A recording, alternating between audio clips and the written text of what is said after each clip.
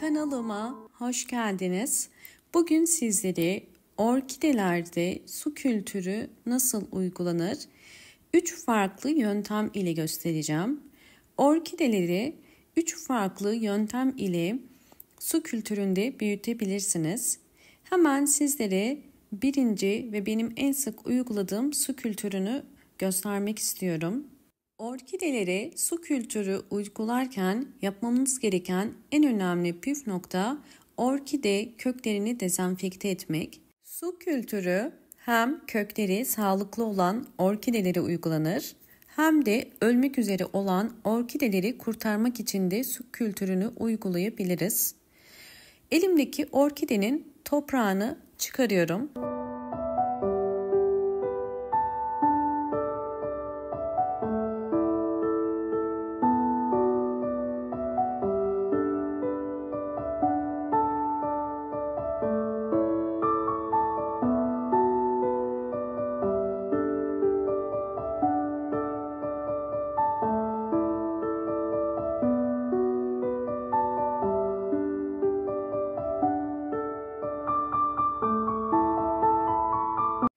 Orkidenin yapraklarını ve köklerini yıkadım. Şimdi yapmamız gereken önemli püf nokta kökleri dezenfekte etmek. Bunun için limon kullanıyorum. Yarım limonun suyunu kullanacağım. Borcamın içerisine su koymuştum ve bu limonu sıkıyorum. Sizler istediğiniz kadar su koyabilirsiniz, fark etmez. Şimdi ilk olarak orkidenin yapraklarını dezenfekte edeceğim. Çünkü orkide yapraklarında da hastalık ya da böcek olabilir. 15 dakika bu suda 15 dakika suyun içerisine beklettiğim orkide yapraklarını çıkarıyorum. Bu yöntemi özellikle yaprak aralarında su birikmemesi için denedim. İkinci olarak köklerinin tamamen suyun içerisinde kalması gerekiyor. Bunun için biraz daha su ekliyorum. Kökler bu suyun içerisinde 30 dakika kalacak ve böylelikle hem kökleri dezenfekte etmiş olacağız hem de orkide köklerine bol C vitamini desteği sağlamış oluyoruz.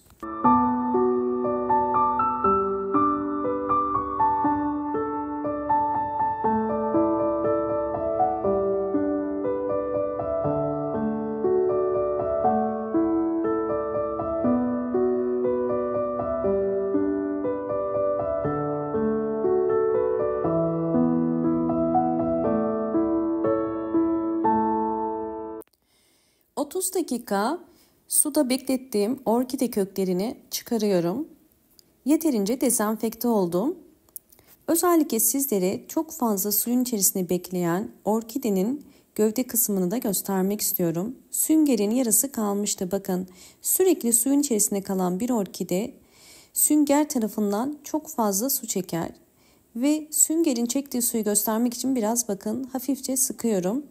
Ve sıktığım zaman çok fazla su çektiğini görebiliyorsunuz. İşte bu su orkidenin köklerinin çürümesine sebep oluyor. Bu yüzden orkidelerin içerisindeki sünger olduğunu unutmayarak az su vermeniz gerekiyor. Kesinlikle günlerce suyun içerisinde kalmaması gerekiyor. Yoksa köklerde çürüme olur. Şimdi orkidelere su kültürü nasıl uygulanır göstereceğim. Bunun için temiz bir cam borcamın içerisine suyumu koydum. Şeffaf olması önemli. Bakın, yarım su koydum. Ve şimdi orkidemi köklerini bu suyun içerisinde bekleteceğim. Bunun için bir çubuk kullanıyorum. Çubuk orkidenin su kültürü içerisinde dengede kalmasını ve gövdenin suya girmesini engeller. Bu şekilde oturtuyorum. Sadece köklerin girmesi gerekiyor bakın. Kesinlikle su kültüründe orkidelerin tüm kökleri suyun içerisinde kalmaz. Sadece kök uçlarının suyun içerisinde kalması yeterli. Suyu azaldıkça su ekleyebilirsiniz ve özellikle su kültüründeki orkidenin bol ışık alması gerekiyor. Bu yüzden pencere kenarına direkt koyabilirsiniz. Böylelikle orkide yeterli ışığı alınca daha hızlı yeni kökler ve yeni yapraklar çıkaracaktır. Dediğim gibi su azaldıkça da ekleyebilirsiniz. Şimdi sizlere ikinci yöntemi göstermek istiyorum. İkinci yöntemde orkideye su kültürü uygulayabilmek için elimde bu şekilde bir orkide var. Orkidemin saksısını hafif sıkarak çıkarıyorum. Gördüğünüz üzere bu orkidenin kökleri de sağlıklı. Bu yöntemde orkidemizin sadece kök uçlarından su almasını sağlayacağız ve üzerindeki toprağını çıkarmıyorum. Bakın kök uçlarını bu şekilde çıkarıyorum.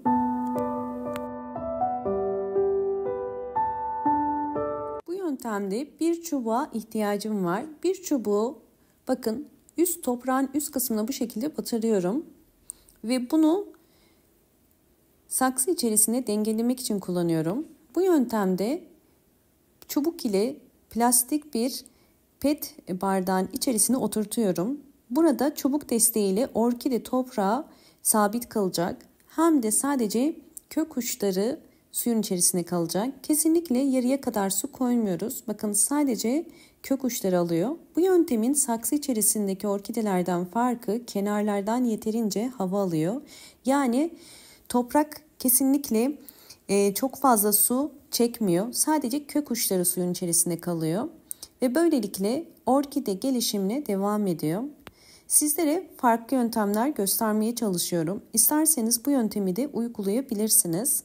Yine bol ışık alan bir pencere kenarına bunu konumlandırmanız gerekiyor.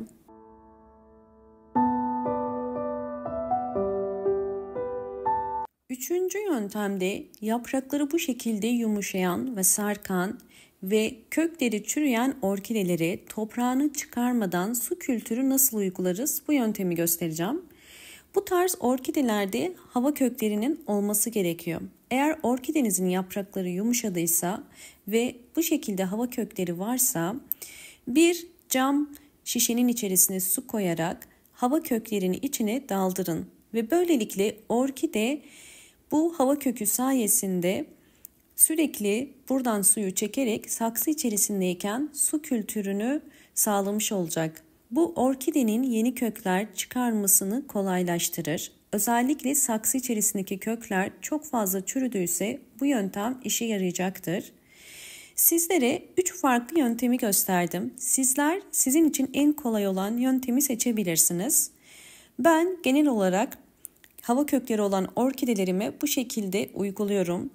Ya da en çok uyguladığım yöntem tamamen toprağından ayırdıktan sonra bu şekilde su kültürü uygulamak. Su kültüründeki orkidelere ayda bir kere sıvı bitki besinleri verebilirsiniz. Fakat sadece birkaç saatliğine vermeniz gerekiyor. Daha sonra verdiğiniz sıvı bitki besinini dökerek sadece saf su koymanız gerekiyor. Ve orkideler bu şekilde hem yeni kökler hem yeni yapraklar hem de yeni çiçek dalları çıkaracaktır. Ve suyu yeşile döndükçe de değiştirmeniz gerekiyor. Orkidelerin suyu azaldıkça ya da tamamen bittikçe su ekliyoruz. Sürekli su eklemenize gerek yok. Bu yöntemde orkideler aylarca su kültüründe yaşayabilir. Sadece su kültüründe orkide gelişimini gösterebilir.